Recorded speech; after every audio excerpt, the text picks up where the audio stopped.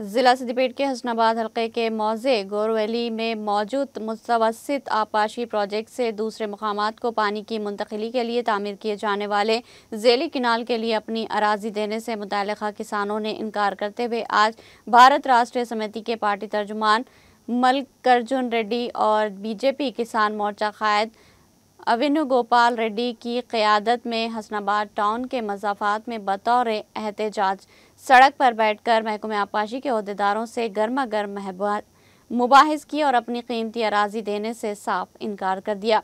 इस मौके पर मुतासरा किसानों ने बताया कि किसानों ने D4 किनाल की तामीर के लिए इससे कबल अपने कीमती अराजी दी थी, जिसका कोई मुतबादिल और खातिर ख्वाह मुआवजा हुकूमत की जानिब से नहीं दिया गया।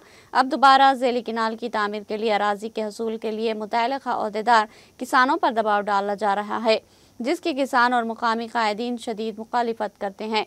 किसानों ने अपने अराजी के तहफ़्फ़ुज़ के लिए हर किस्म की जदोजहद करने का अज़्म ज़ाहिर किया। కెనాలకు ప్రత్యామ్నాయం ఉన్నా కూడా అధికారుల నిర్లక్ష్య వైఖరితోని చిన్నకారు రైతులందరినీ ఇంత ఇళ్ల స్థలాలు యజమానులందరినీ బాధ పెట్టారు. మేము ప్రాణాలు ఇస్తాం కానీ భూములు ఇవ్వమని తెలియజేస్తున్నాం. కాలువ నిర్వాహకులు అందరం దయచేసి చెప్తున్నామంటే ఎప్పుడో 18 సంవత్సరాల కింద చేసిన సర్వేను వీళ్ళు మళ్ళా సర్వే చేయలేక అసమర్థతతోటి అదే ప్లాన్ పట్టుకొని ఇప్పుడు తీస్తుండ్రు. అప్పుడు గ్రామ పంచాయతీ చిన్న అందరికీ నీళ్ళు ఇక్కడ అవసరాలు ఉండే, ఇప్పుడు తీసే కాలువతోటి ఎవ్వరికి నీరు అవసరం లేదు. దయచేసి మా నుంచి కాలువను రీడైజింగ్ చేసి దయచేసి చెప్తున్నాం అధికారులకు. D4 కెనాల్ సంబంధించి 39 కాలువ బాధితులు అనేవంట.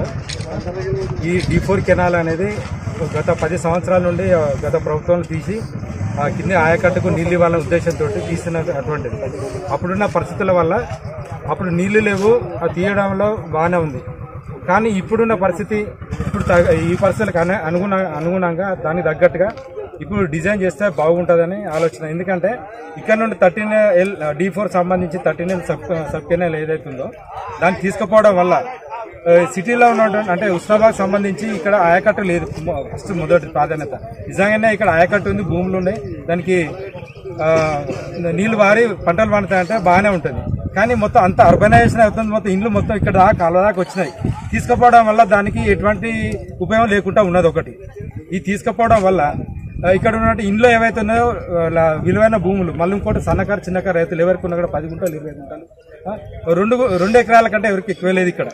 ఆ భూములు తీసుకుపోవడం వల్ల మధ్యలో ఇప్పటికే ఆల్రెడీ D4 కెనాల్ పోయింది, దాని మీదకి వెళ్ళి మళ్ళీ ఈ సబ్ కెనాల్ కూడా తీసుకుపోవడం వల్ల అన్ని భూమి మొత్తం ముక్కలు అయిపోయి విలువ లేకుండా అయిపోయింది, అసలు ఎవరికి ఉపయోగం లేకుండా అయిపోతుంది.